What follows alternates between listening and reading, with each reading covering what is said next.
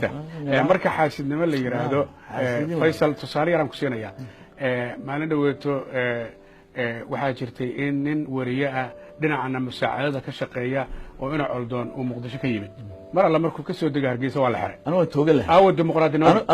dimuqraadinimadii anigu haddaan ahay marka dawladda jecsan tahay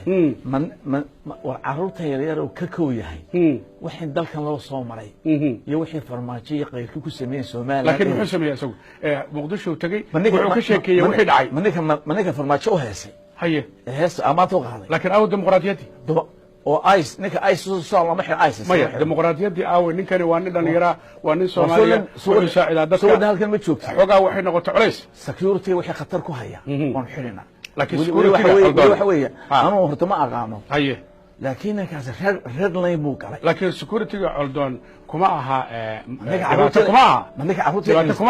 markuu Muqdisho tagay magaalo Soomaaliyeed buu tagay markuu joogo Hargeysana waa magaalo Soomaaliyeed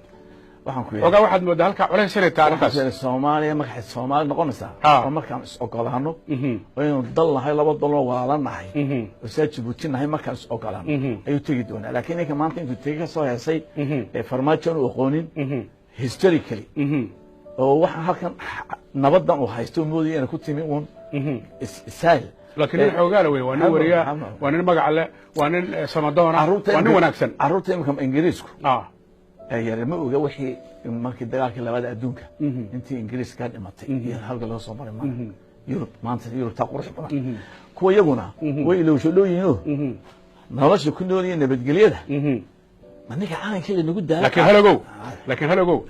cid koonfur ka tirsan shacaba oo duulahan ku aan nabadgelyada Soomaaliland anagu kuma hayno laakiin waa dhici kartaa nin siyaasi inuu hadlo ninka siyaasiga siyaasadda dantiisu ka fiirsada laakiin hadda markaad fiiriso Hargeysa maalin dhaweeto rag dhalinyaro ayaa qalabka warbaahinta baraha bulshada soo galiyay inaan dhar buluga la xiran karin magaalooyinka anigu haddaan Hargeysa tago anoo shaati buluga sita maxaa la igu sameeyaa buluga kale nagu dilay haye lama xiri karo anagu wada kale lama iman karo haye